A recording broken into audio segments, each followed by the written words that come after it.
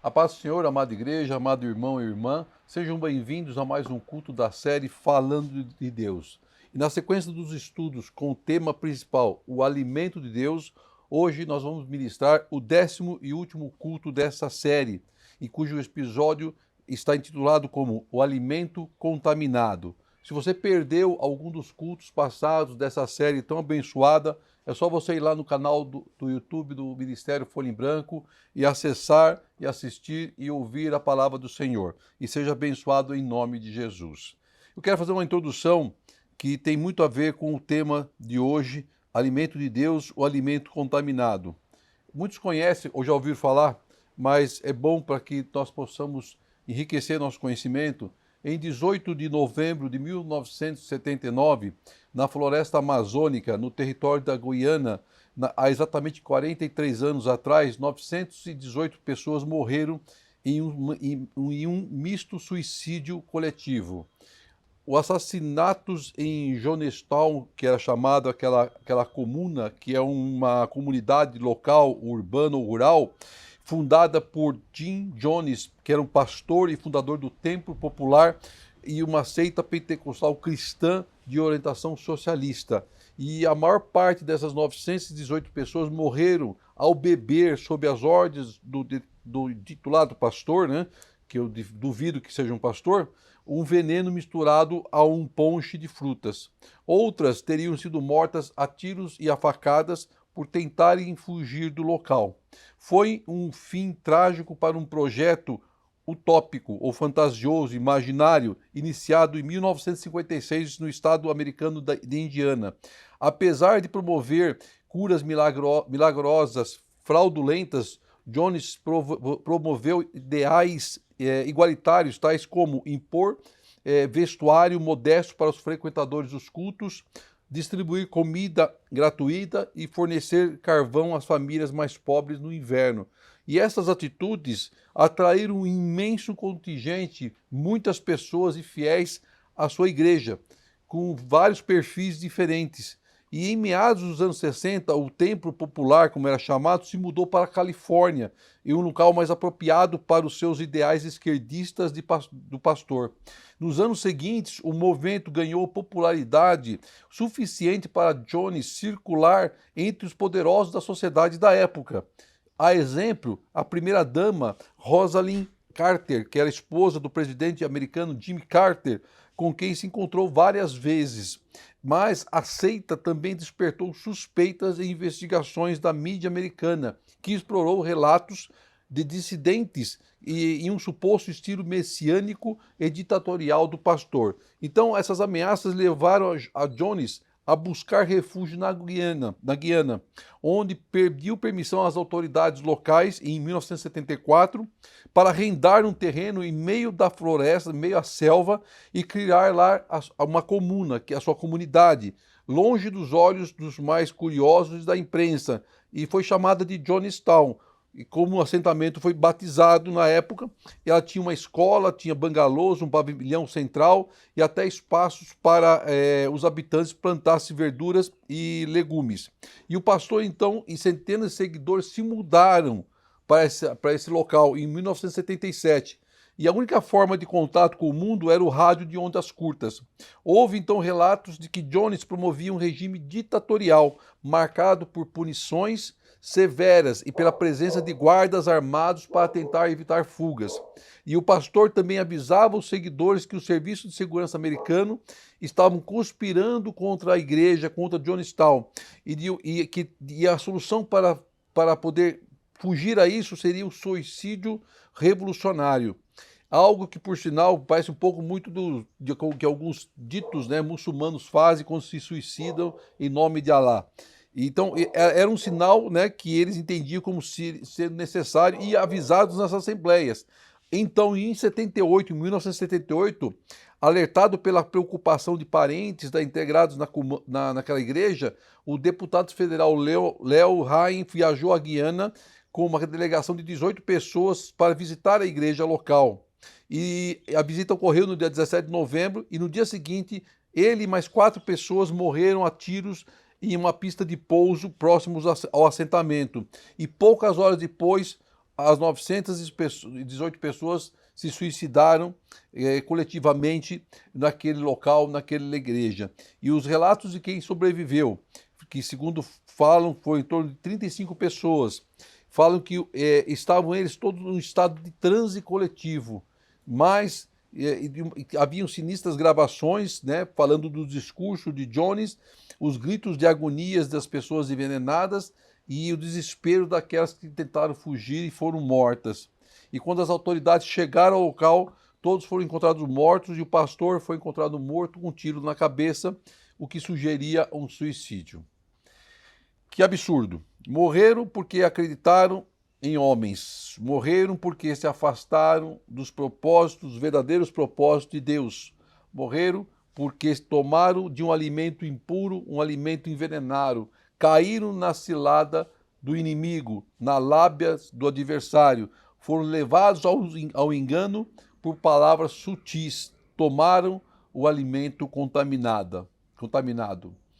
A palavra de hoje, que nós vamos estudar, ela nos mostra também uma situação onde se tomou um alimento impróprio, que se tomou um alimento proibido, se tomou um alimento contaminado. E as consequências também foram terríveis. Não chegou ao ponto da morte física do corpo, mas chegou ao ponto da morte espiritual, do afastamento de Deus. Esse povo, essas 918 pessoas, se olharam para o homem em vez de olhar para Cristo. E o resultado foi esse: a morte do corpo, a morte do espírito. Abra sua Bíblia, se assim for possível, em Gênesis 2, do versículo 7 ao versículo 9, e vamos ver o que Deus tem a nos ensinar hoje.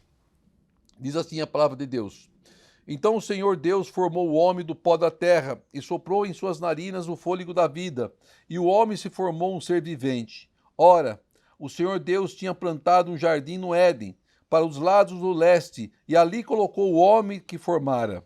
No versículo 9, o Senhor Deus fez nascer então do solo todo tipo de árvores agradáveis aos olhos e boas para alimento. E no meio do jardim estavam a árvore da vida e a árvore do conhecimento do bem e do mal. Só até aqui. A palavra nos relata que Deus havia formado o céu, a terra e tudo que neles há. Em Gênesis, vou voltar uns versículos antes. Mas o mais incrível foi o carinho, a preocupação de Deus em formar o homem e em lhe dar o que era melhor, em cuidar do homem. A palavra nos diz que Deus então plantou um jardim no Éden, especialmente para o homem viver, com todos os cuidados de um pai zeloso, de um pai carinhoso, com a sua maior criação, o homem. Quando falo homem, também estou me referindo à mulher, porque ela também foi formada por Deus da costela de Adão, da costela do homem, e também colocada no jardim do Éden. Então veja que Deus separa um pedaço do quintal da sua casa e lá ele planta um jardim. É como se você fizesse isso na sua casa, separasse um pedaço do seu quintal e lá você plantasse um lindo jardim. Um jardim com plantas diversas, plantas coloridas, plantas frutíferas, e esse jardim fosse cuidado por você. E Deus fez exatamente isso, ele plantou esse jardim com muito carinho, com muito amor, e nesse jardim, chamado do Jardim do Éden, ele coloca então o homem, onde não faltaria-lhe nada para o sustento, para uma vida saudável da sua criação, especialmente feito para aquele que ele formou o homem. A exemplo que nós podemos dar, até para facilitar o entendimento, que vai nos ajudar no entendimento dessa palavra, quando um casal está aguardando a chegada de um bebê, um filho, eles começam os preparativos para aquela criança seja recebida com muito amor e carinho. Então os pais preparam um quarto, decoram esse quarto, um bercinho arrumadinho lá com os detalhes, com muito amor especial, com fotos, com figurinhas, com tudo que é normalmente conhecido para crianças recém-nascidas, porque eles querem que a criança se sinta feliz, que a criança se sinta protegida, acolhida, amada pelos seus pais. Os pais não medem esforços para proporcionar aos seus filhos tudo de melhor, independente das finanças, da capacidade de cada um. Os pais oferecem tudo que eles têm de melhor para aquela criança que está chegando no mundo, que está chegando ao lar. Então era exatamente isso que Deus estava fazendo e fez com Adão. O primeiro homem, ele preparou um local para o seu filho amado, o local para que ele vivesse em paz, protegido e guardado pelo Senhor, onde seria educado e ensinado por Deus e receberia tudo de melhor. Nada o afetaria ou atingiria, porque o Senhor era o seu vigia, ele cresceria em amor e em sabedoria. Veja quanta semelhança dos cuidados de Deus com nossas vidas, que somos filhos, e dos cuidados dos pais carnais com seus filhos. Muita semelhança. Aí no versículo 8 dessa palavra diz lá então que, ora, o Senhor Deus tinha plantado um jardim do Éden para o lado leste, e ali colocou o homem que formara nesse lindo e maravilhoso jardim. E diz a palavra que nesse jardim haviam todos os tipos de árvores agradáveis aos olhos e boas para o alimento. É o que a palavra diz. Entendemos que o jardim plantado por Deus ao homem existia todo e qualquer tipo de árvore agradável e frutífera. Ele não lista quais são essas árvores, mas a palavra deixa isso claro. A palavra diz que as árvores eram agradáveis aos olhos. A palavra diz que eram boas para o alimento. E eu creio que existia no jardim uma diversidade enorme de árvores e elas todas produzindo frutos para alimentos saudáveis, alimento puro, sadio. Sei lá, não sei o que podia ter lá, cajueiro, cerejeira, pitangueira, pé de pera, jabuticabeira, cajazeira, mangueira, goiabeira, pessegueira, abacateiro, a laranjeira, bananeira e aí vai. Havia todo tipo, o homem podia escolher de qual árvore ele desejasse comer. Então veja que o homem não teria que se preocupar com a sua alimentação. Havia uma extensa lista de árvores frutíferas no jardim, todas produzindo seus frutos e que o homem poderia comer. Os frutos dessas árvores não lhe fariam mal. Eram frutos saudáveis, sem agrotóxico, sem química, sem veneno, não estavam estragados, bons para o consumo, não precisavam nem ser lavados, porque nada afetaria o homem. Aí na parte B do versículo 8, diz que havia no Éden árvores chamada, a palavra do versículo 8 diz que havia no Éden duas árvores em especial, uma chamada a árvore do conhecimento do bem e do mal, e outra chamada a árvore da vida. Uma chamada a árvore do conhecimento do bem e do mal, e outra chamada a árvore da vida. Existe muita curiosidade acerca do significado da árvore do conhecimento do bem e do mal, bem como a natureza e a qualidade do seu fruto. Muitos estudos já foram feitos. Deus fez crescer no jardim a árvore do conhecimento do bem e do mal no centro do jardim do Éden. E essa árvore estava plantada ao lado de outra árvore, chamada a árvore da vida. Então o homem poderia comer sim da árvore da vida, mas não podia tocar na árvore do conhecimento do bem e do mal. Ao plantar o jardim do Éden e colocar o homem para dominá-lo, Deus deu uma ordem muito clara ao homem. O homem poderia comer do fruto de qualquer árvore do jardim, qualquer, mas jamais deveria comer do fruto da árvore do conhecimento do bem e do mal. Está lá em Gênesis 2, 15 a 17. Diz assim: o Senhor Deus colocou o homem no jardim do Éden para cuidar dele e cultivá-lo. E o Senhor Deus ordenou ao homem, coma livremente de qualquer árvore do jardim, mas não coma da árvore do conhecimento do bem e do mal, porque no dia em que dela comer, certamente você morrerá. Era claro a palavra de Deus. Deus avisou o homem de que no dia que ele comesse do fruto dessa árvore, certamente ele morreria. Mas porque Deus colocou a árvore do conhecimento do bem e do mal num jardim em que poderia levar o homem à morte? Quantos já se perguntaram por isso? E eu creio que muitos de nós já fizemos essa pergunta também. Vamos elencar 3 pontos interessantes para conseguirmos responder a esse questionamento de Deus, a Deus. Em primeiro lugar, Deus criou o homem à sua imagem e semelhança, uma criatura livre e pessoal, dotada de capacidade e responsabilidade moral, livre para escolher e o que fazer. Em segundo lugar, sendo onisciente, Deus sabia exaustivamente tudo o que aconteceria entre o homem e a árvore do conhecimento do bem e do mal plantada no jardim. Em outras palavras, ele sabia plenamente que o homem comeria do fruto dessa árvore. Deus não foi pego de surpresa. Em terceiro lugar, o conceito correto de livre-arbítrio exige a capacidade plena para escolher e tomar decisões morais, tanto boas como más. Portanto, isso significa que para o homem fosse realmente livre, ele deveria ter acesso a todas as possibilidades, inclusive a desobediência. Você está entendendo? Deus deu o livre-arbítrio ao homem. Deus deu o direito do homem escolher. Mas Deus estava provando o homem. Deus estava testando o homem, colocando a árvore no jardim do conhecimento do bem e do mal. Veja como Deus, em sua infinita sabedoria, opera na vida dos seus escolhidos. Sob esse aspecto, a árvore do conhecimento do bem e do mal implicou num teste para o homem. Ela foi uma prova para o homem. Deus nos testa a todo momento. Deus nos prova a todo instante. E foi exatamente o que ele fez com Adão. E isso nos leva a perceber que a ênfase bíblica não está na natureza da árvore do conhecimento em si, mas na oportunidade que ela representava.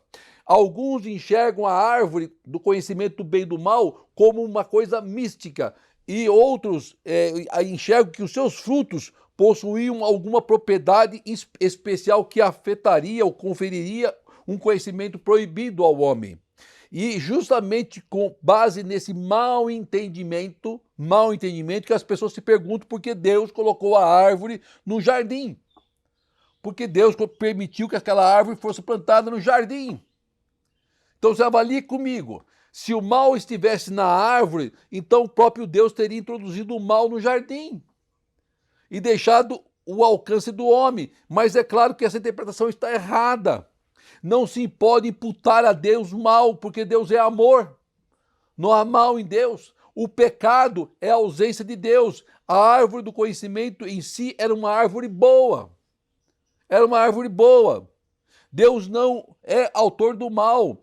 A Bíblia claramente diz que tudo que Deus criou é bom, é originalmente bom. Por isso que a ênfase e a atenção está na oportunidade que a árvore estava dando, e não em suas qualidades. Apesar de a árvore ser boa, Deus deu uma ordem para que o homem não comesse do seu fruto. Então o mal se configuraria na desobediência à palavra de Deus, e não do fato de ter comido fruto.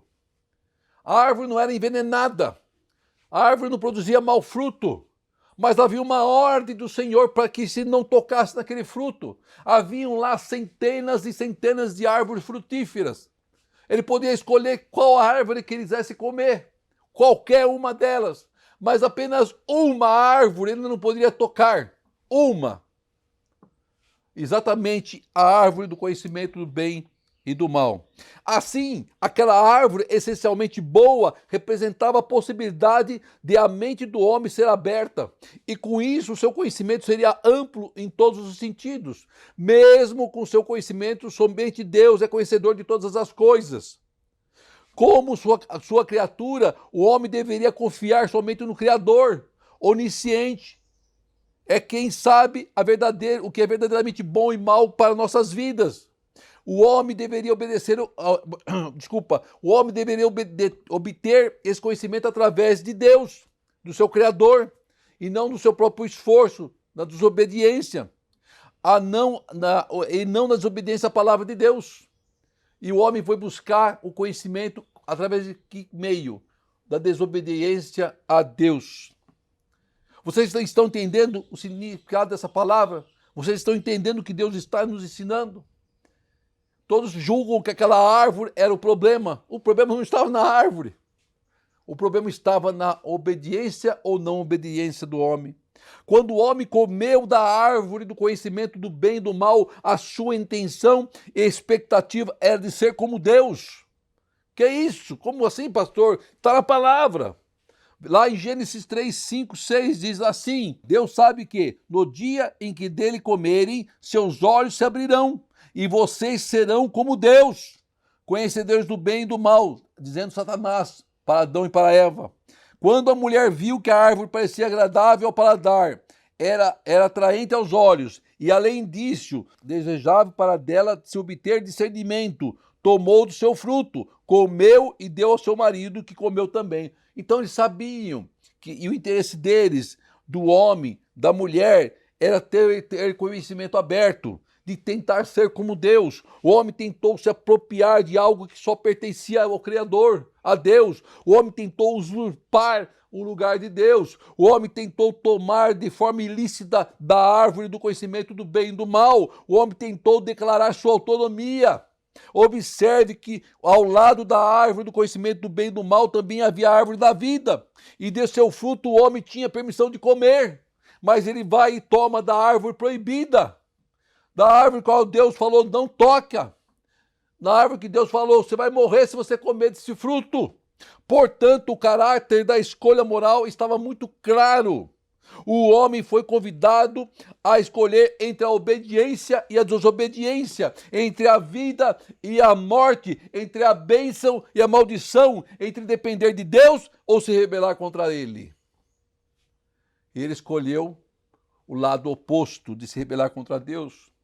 E muitos continuam a se perguntar, por que Deus plantou no jardim a árvore de boa de comer e do conhecimento do bem e do mal, se o homem não podia tomar de seu fruto? Ao invés de nós perguntarmos por que Deus ter colocado a árvore do conhecimento do bem e do mal no jardim, nós devemos perguntar diferente. Porque Deus resolveu testar o homem, mesmo sabendo que ele falharia no teste e abriria as portas da humanidade para o pecado. Deus sabia. A resposta dessa pergunta exige conhecimento dos propósitos eternos de Deus, a qual estão muito além da nossa capacidade de entendimento, de compreensão, de visão. Tudo o que sabemos é que o fim último de todas as coisas é a glória de Deus. A rebeldia do homem ao comer da árvore do conhecimento do bem e do mal não pegou Deus de surpresa. Engana-se quem pensa assim, porque Deus já sabia. Deus sabia que o homem tomaria daquele fruto. A reprovação do homem nesse teste foi considerada nos planos eternos de Deus, concebidos de acordo com a sua vontade santa e justa, porque já estava tudo escrito, determinado pelo Senhor. O que sabemos é que tudo que acontece, acontece com o final de que o nome do Senhor seja glorificado, seja na manifestação da sua graça, seja na manifestação da sua justiça. O homem queria ser como Deus, mas foi enganado pelo tentador. Ao desobedecer a Deus, a ordem de Deus de comer o fruto da árvore do conhecimento, fez com que o homem passasse a conhecer o mal de forma experimental. O mal que se introduziu no seu organismo, no seu corpo, na sua mente, através do fruto daquela árvore. Não porque ele estivesse contaminado, mas porque o ato dele foi de desobediência ao Senhor. Como Deus, o homem é capaz de discernir entre o bem e o mal. Mas, diferentemente de Deus, o conhecimento que o homem tem do mal envolve culpa e vergonha. O homem não obteve conhecimento do mal através do conselho de Deus, mas através da sua contaminação. Presta atenção. O homem poderia ter tido, sim, o conhecimento do significado do bem e do mal, a diferença entre o bem e o mal, mas através da orientação do ensinamento de Deus. Mas ele buscou isso de forma ilícita, de forma errada, de forma pecaminosa. Ele se contaminou através da desobediência ao Senhor. E o mal entrou no seu ser, contaminando ele por completo. Ao comer da árvore do conhecimento do bem e do mal, em seu ato de rebelião, o homem teve acesso ao conhecimento do bem e do mal de uma forma errada. Começou a participar do mal que antes não conhecia Isso significa que o mal se tornou parte da sua natureza e inclinou seu coração na direção contrária ao bem espiritual. Por isso, perdeu sua inocência e liberdade moral. O homem não conhecia o pecado, não conhecia o mal. O primeiro homem, Adão, tomou da árvore do conhecimento do bem e do mal de forma ilícita e perdeu acesso à árvore da vida. Mas o segundo Adão, o Cristo, restaurou o acesso à árvore da vida. E sendo ele próprio a revelação final de Deus, ele alimenta o seu povo com verdadeiro conhecimento, o alimento vindo do alto, direto do trono do Altíssimo.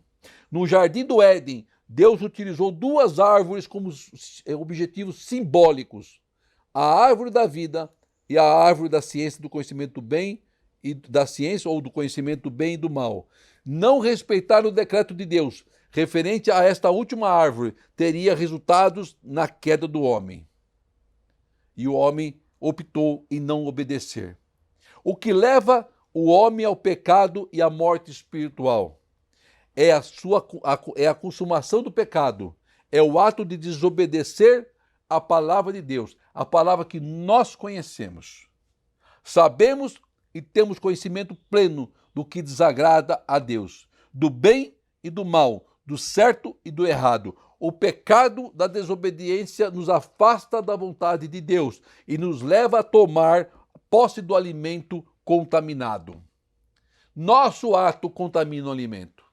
É o nosso ato que contamina o alimento. Não perca, irmão, essa oportunidade que Deus nos coloca nas mãos, através dos ensinamentos vindos da palavra revelada, a qual Ele nos mostrou hoje. De uma leitura que a gente já fez centenas de vezes e que nós tivemos várias vezes entendimentos estranhos, diferentes e não de acordo com o que o Espírito Santo nos revela. A árvore do conhecimento do bem e do mal não era um fruto ruim, como muitos pregam. Muitos falam que era uma maçã. Ninguém sabe se era maçã, pera, jabuticaba, o que era. Ninguém sabe disso. A Bíblia não relata isso. A questão não estava no fruto da árvore. A questão estava do homem se permanecer na sua posição, em obediência a Deus. Então, irmão, fuja dos encantamentos do pecado, das superstições, dos enganos e do alimento contaminado e busque resposta no único Senhor, Deus e Pai de nossas vidas, Cristo. E viva intensamente o seu amor e seja um homem, uma mulher feliz em nome de Jesus. Oremos ao Senhor. Querido Deus, amado Pai, quero te agradecer por esta palavra abençoada, ao qual tu nos ensinaste, Pai amado, que melhor é obedecer, Pai amado. Melhor é estar embaixo do teu propósito, Senhor. Melhor é estar embaixo da obediência, Pai querido. E melhor afastarmos do pecado, Senhor amado, para que possamos continuarmos sendo abençoados, guardados e protegidos por Ti, Pai, que é o Pai zeloso de nossas vidas. Guarda cada um que está assistindo a este culto, Pai. Abençoa a vida de cada irmão e irmã, Senhor amado. Ensina-nos, Pai amado, a nos alimentarmos corretamente com o alimento espiritual, Pai, e nos afastarmos do alimento do mundo, do alimento do pecado, Pai querido.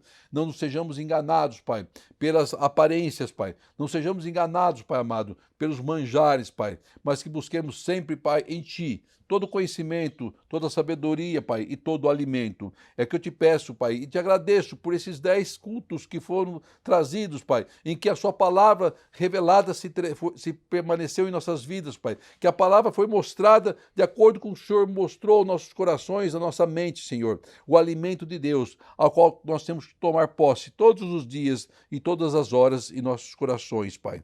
Que o grande amor de Deus, a graça do nosso Senhor Jesus e as doces consolações do Espírito Santo do Senhor, e seja com toda a igreja, hoje e sempre, em Cristo Jesus. Amém e amém. Glória seja dada a Ti, Senhor.